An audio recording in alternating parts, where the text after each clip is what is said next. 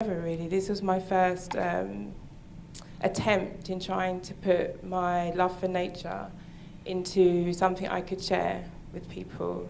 I knew that I wanted to work with the environment probably at age 7 when I went to Niagara Falls. And I said to my mum, crying, you know, like, I can't believe that this is how they make energy. I can't believe this is how electricity is powering this city. So from then, Thinking Flowers took off because I feel as though maybe I was in the right place at the right time. And I won a competition to create designs at the Tate Modern in the Turbine Hall in my first year. And so I was able then to start moving forward. To date, Thinking Flowers is a creative campaigning company. And what that does exactly is works with large corporations and individuals for different occasions to create floral installation. This, to me, is creating a form for the messages that people want to send. That could be at a corporate AGM, that could be in a museum, in a gallery, it could also be in someone's home, someone's funeral, someone's wedding. I think one of the most important things for me is it possible to show the second? Is that flowers go back to the earth. They come from the earth. So for me, they should go back to the earth. So what we started to do, was to charge a levy to the large corporations we were working with to ensure that after the flowers are used at an AGM or at an event, they're then upcycled into the community. That's my local community in southwest London, in Brixton. So the flowers got an opportunity to be used again, to be seen again before, you know, they're then returned to the earth. We have a compost on an allotment, and we collect the flowers from there.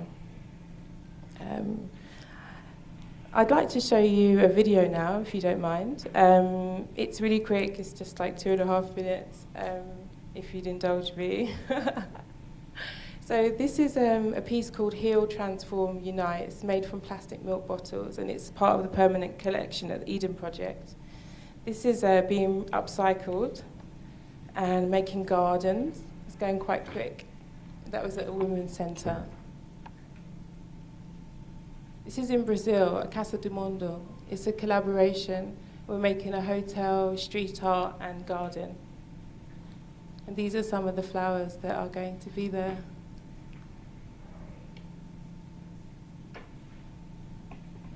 So this was a 9-month installation, a co-curation project in Brixton, where we took over a disused space. This is something happening a lot all over the world. And this is Solo One, he's a local graffiti artist. So we changed the space into something like a third space, so a creative gallery stroke, fashion stroke. Anyone can kind of walk in and play the piano. Open door policy, everyone welcome. Yeah, these are some of the products that we made there. So using old cans and growing strawberries and jasmine, which is one of my favourite flowers actually. Field is now an organisation. It's the Field Foundation. It's a non-for-profit organisation that I started in 2009 off the back of this idea of taking spaces and regenerating people and places. And we're now working towards a project during Onam in South India with flowers. So learning from the traditions of making flower mandalas, which is something I'm really excited about. Also the Kochi Biennale. This is an organisation called the Vintage Patisserie. So they're a fashion company that push upcycling of clothes, recycling of clothes, making and men do. And this is a commission for a newspaper called The Guardian in London. It was about transparency, so I wanted to make floral curtains. Another commission for Times, Eureka, it's a magazine. So again, reusing the work in different forms, in different ways, resharing. It's one of my favourite projects. It's a friend of mine. It's called Food from the Sky.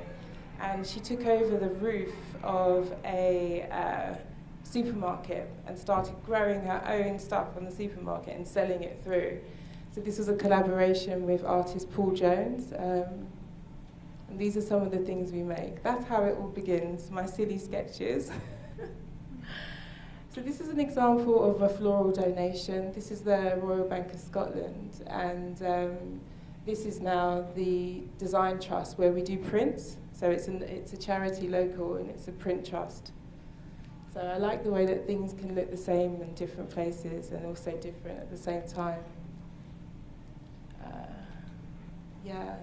So if you don't mind, I'd just like to speak to you a little bit more about what I'm doing recently, like in the last 3 years. So Thinking Flowers is still running and Field is now running, but really working within the shared economy and working with other organisations that are having a more closed loop approach to business.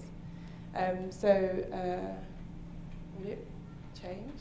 Oh, so you've seen this one before? Yeah, please. If you don't mind going back. Yes. So this is a collaboration with two beautiful artists. James Winter is in the corner with a piece that says, "Get your filthy surgical gloves off my pristine soul." That's the one in the corner, great manifesto title. And the drawings, you can't see close up, but these are the beautiful drawings of Paul Jones. This is a collaboration between the three of us, really, although this is at the gallery, this is at Field Space.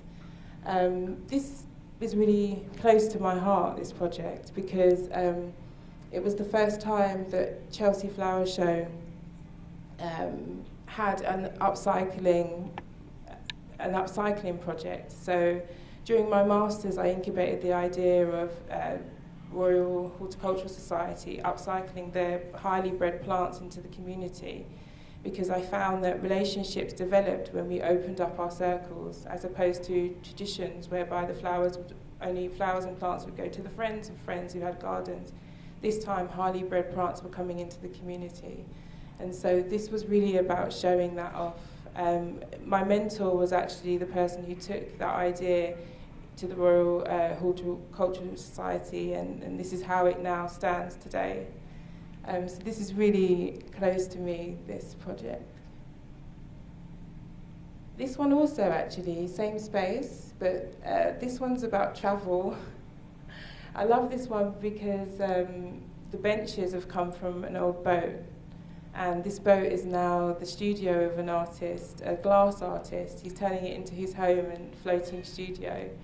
And the benches themselves have now become quite an iconic part of Brixton Market, which is where the space was. And so a lot of the traders have them. So when the traders are photographed, they're often sitting on these benches.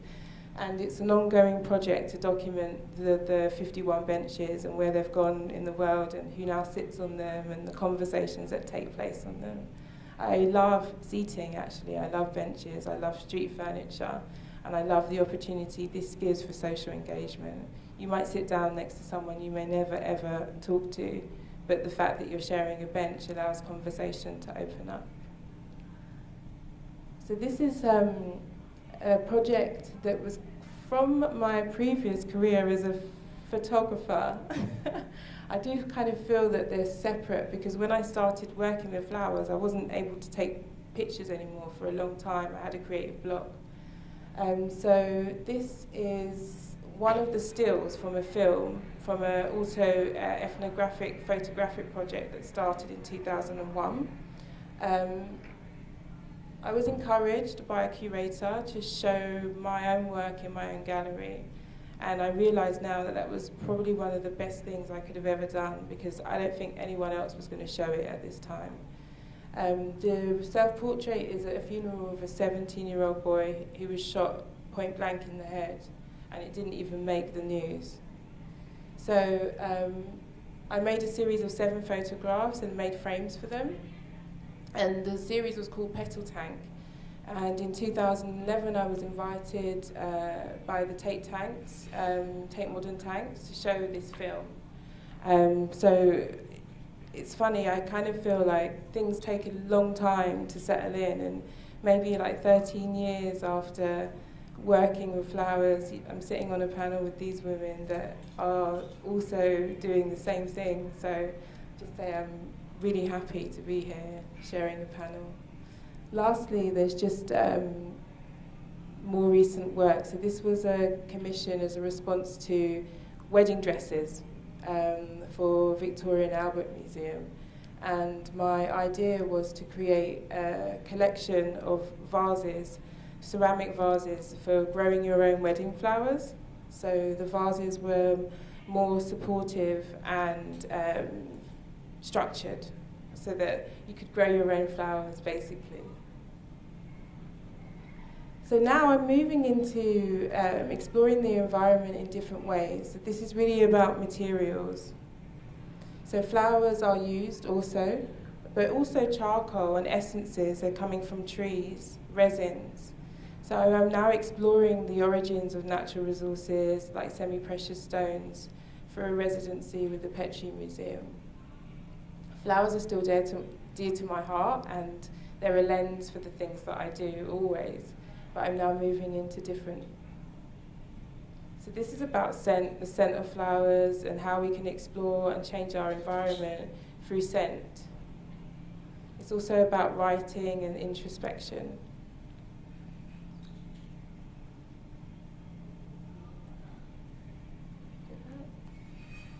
This is just a close-up of an installation I made in Barbados about the use of the baobab plant. It's now a massive superfood, and the agricultural development of these trees now is something that's starting, and it's quite scary to know that demand can just desecrate one of the most amazing trees in the world, in my opinion. So this was really about people coming and bringing objects, so turning around what museums are and galleries are, and giving the importance to everyday objects that people hold dear to their heart. I think this is the last slide now. So this is a close-up of some of the vessels that I made as a response to the collection at the Petrie Museum, again about using natural resources and exploring the way that we live our lives today.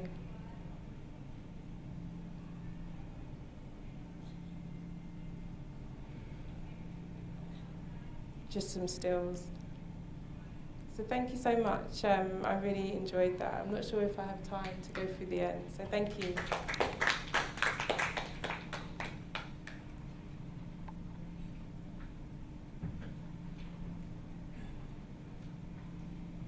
Thank you very much.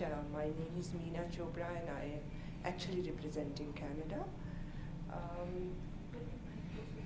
Hello, can you hear me all? Yeah. Okay. The arts as a catalyst for environmental change, and as Anne-Marie said, the change of behavior, that is the most important thing in this we need. How can art support and be the catalyst in environmental change, and can initiate process of change towards more sustainable societies that take care and are sensitive to the environment around? I personally feel purpose of arts is a way to connect to yourself, to your real self. That is your nature within and without.